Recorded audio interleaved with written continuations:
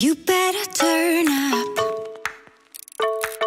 You better be there when I shake. Watch me rocking if I can't stop. If I should fall, just go ahead. Go and catch me, baby. Ooh, I live it.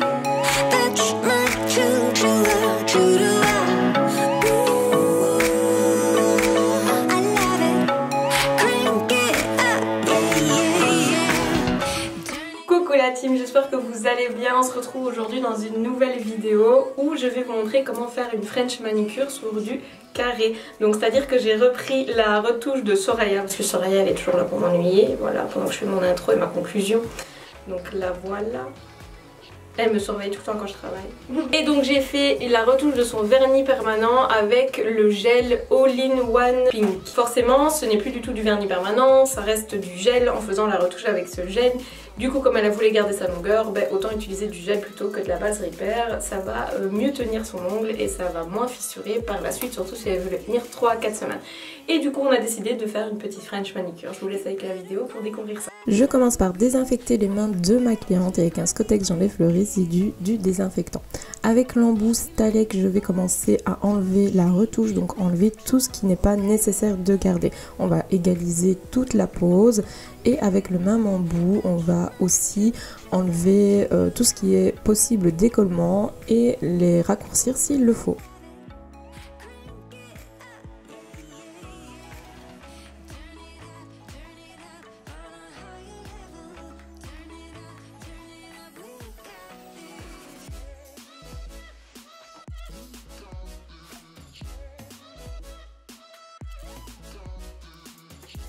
Une fois fini avec l'embout de dépose, qu'on a correctement tout enlevé et égalisé, je vais prendre mon repousse cuticule Stalek et avec le bout arrondi, je vais repousser et décoller les peaux.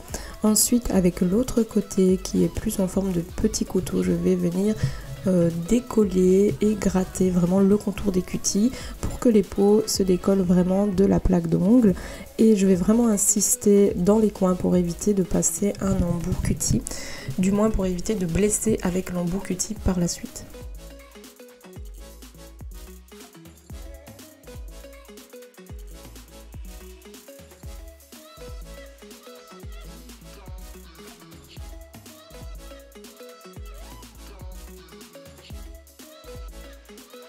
Par sécurité, je vais tout de même passer mon embout cuticule diamant. Donc c'est la référence embout cuticule diamant qui est à 6 € sur le site nescompagnie.be. Alors vraiment, je le mets à 7000 tours et je passe entre la cutie et la plaque d'ongle.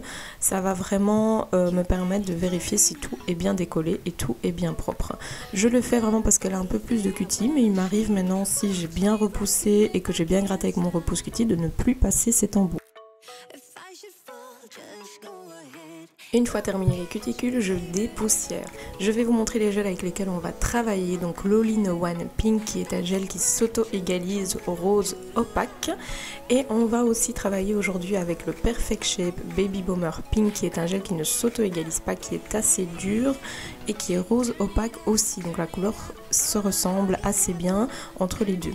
Je vais passer l'embout Emery de grain 180 parce qu'on est vraiment sur une retouche. Donc je ne vais pas choisir un grain trop fin tel que du 240 parce que je ne suis pas vraiment sur sa plaque naturelle et il faut vraiment un grain un peu plus épais pour pouvoir égaliser toute sa plaque avant de mettre la base. Donc je passe bien partout, je passe proche des cutis aussi, donc même avec l'embout je regarde à passer vraiment dans l'entour des cutis pour ne pas oublier une surface brillante qui pourrait provoquer des décollements.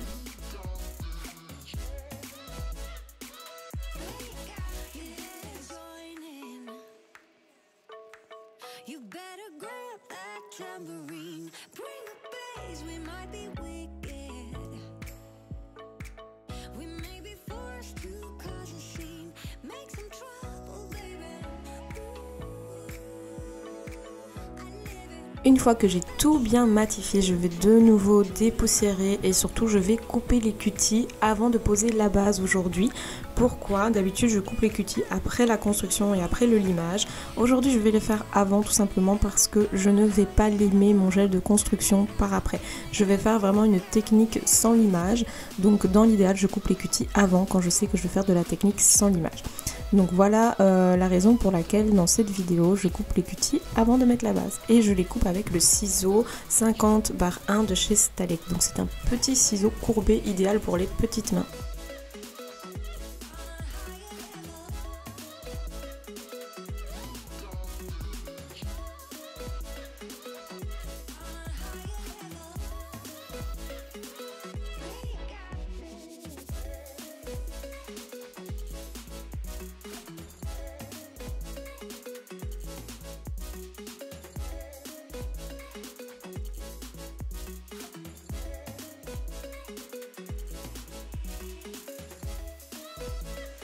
Ensuite, on va passer au Naturel Basic Cake qui est un déshydratant. Donc c'est le seul produit de préparation que je mets avant ma base.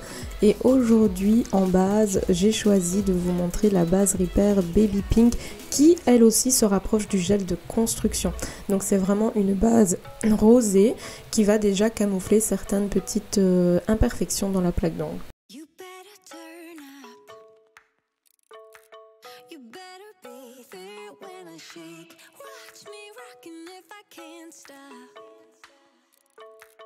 If I should fall, just go ahead, go and catch me, baby. Ooh, I live it, that's my true love, true to love. Ooh, I love it. Je n'hésite pas à faire les contours de ma base avec un petit pinceau fin. Ici c'est le numéro 2 de chez Nails FRS, donc de Camille, c'est le pinceau de Camille. Je fais mes petits contours avant de catalyser.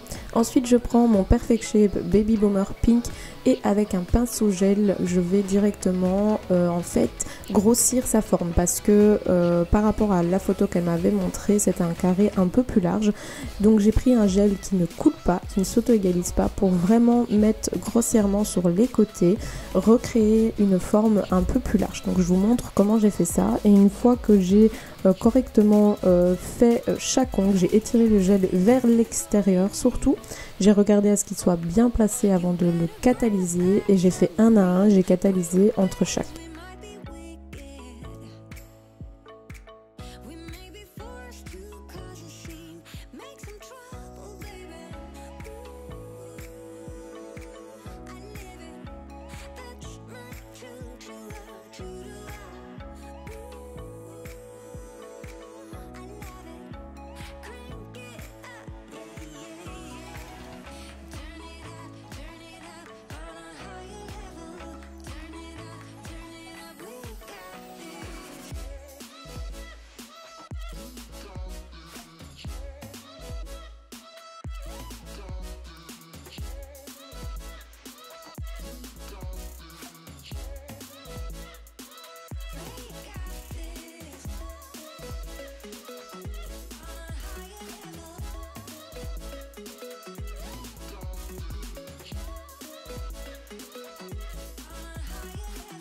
Une fois que j'ai modifié un peu toutes mes formes dans le vide, que j'ai grossi mon carré et que j'ai catalysé 60 secondes donc chaque doigt, je vais ensuite préparer un coton et dégraisser avec le cleaner basique avant de mettre en forme.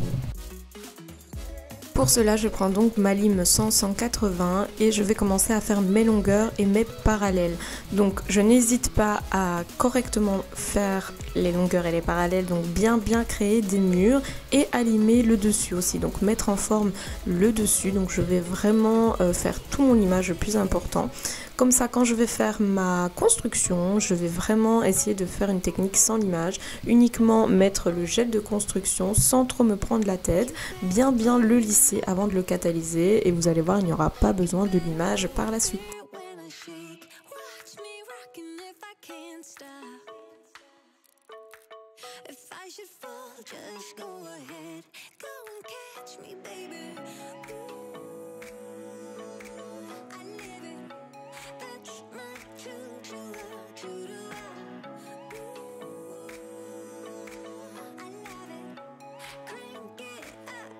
Je vous conseille aussi de prendre un emery, un embout emery et d'enlever l'épaisseur par en dessous.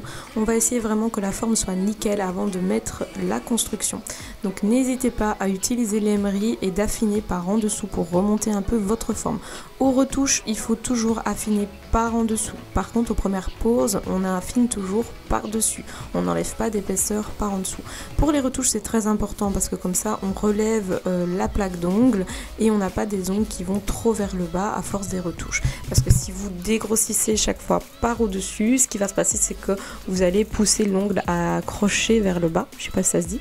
Du coup, quand le limage est terminé, je vais dégraisser avec mon cleaner.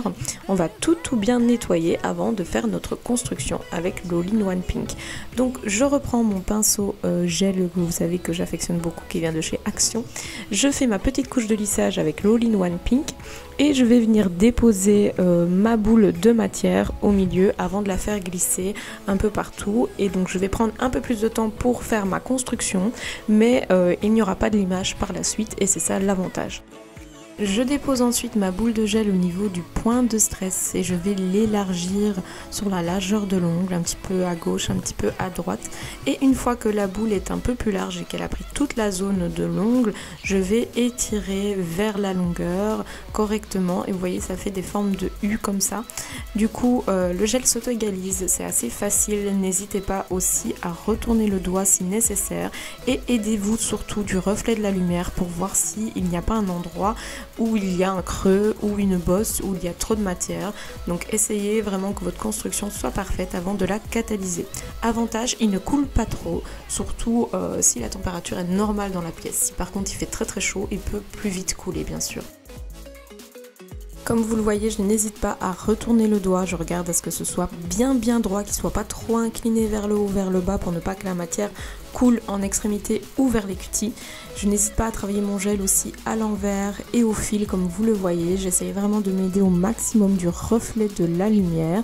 Et quand le reflet de la lumière ne fait plus de grimace, et bien à ce moment-là, je vais catalyser ma construction 60 secondes. Une fois que toutes les constructions sont faites, je vais dégraisser avec un coton et du cleaner toutes mes constructions qui sont encore collantes bien sûr avant de faire la French. Donc je vais dégraisser et je vais laisser s'évaporer un peu le cleaner, je ne vais pas directement faire ma French. Je vous montre le pinceau, je vais utiliser la référence numéro 3, donc du duo 3 et 4 de chez NSFRS. Alors je vais prendre une goutte que je vais déposer au milieu et je vais étirer donc vers le point de stress. Et plus j'arrive vers le point de stress, plus le pinceau est sur la pointe. Alors c'est toujours la même chose, j'ai toujours les mêmes techniques, désolée en tout cas si vous n'y arrivez pas. Mais c'est vrai que moi c'est comme ça que je travaille depuis des années pour les French. J'étire donc ma matière du côté que j'ai créé ma ligne et ensuite je vais aller un petit peu de l'autre côté. Je n'hésite pas à faire une French un peu plus fine que ce que j'ai envie de base. Pourquoi? Parce que je vais la grossir petit à petit par après. Pour être sûr, je préfère faire ça que de faire une trop grosse et de devoir ensuite l'essuyer pour enlever de la matière. Je n'hésite pas surtout à mettre de la matière sur les extrémités, vraiment sur les tranches de l'ongle. C'est très précis, il faut vraiment mettre de la matière là parce que sur les photos ça se voit très vite s'il en manque.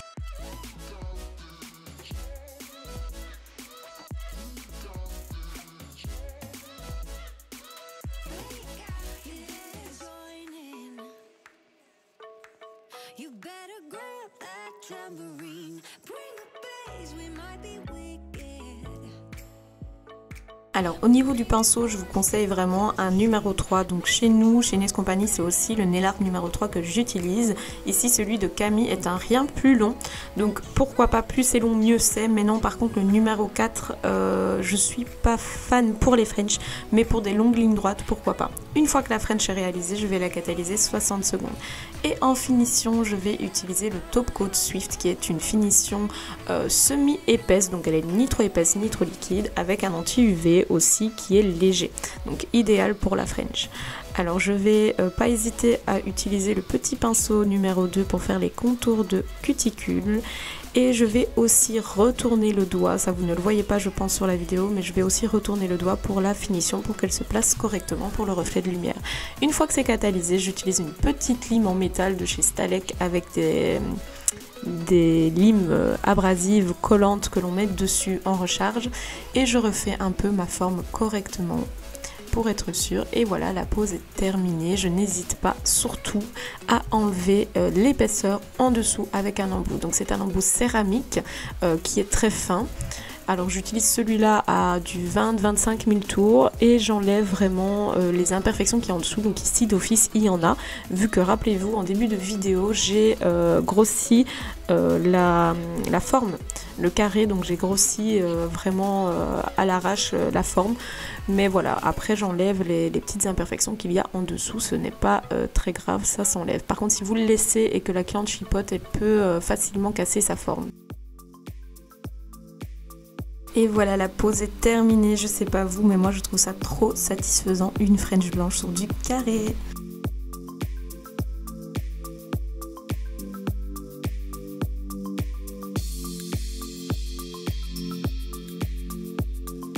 Et voilà, la vidéo est terminée, j'espère qu'elle vous a plu. Elle est toujours là, hein, toujours. Elle me suit partout. Vous la voyez souvent en story, il paraît.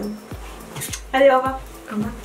Donc voilà, j'espère que la vidéo vous a plu. N'hésitez pas à me laisser un pouce en l'air, un commentaire et n'oubliez pas de vous abonner à la chaîne pour ne pas rater les prochaines vidéos. Je vous fais de gros bisous, à bientôt.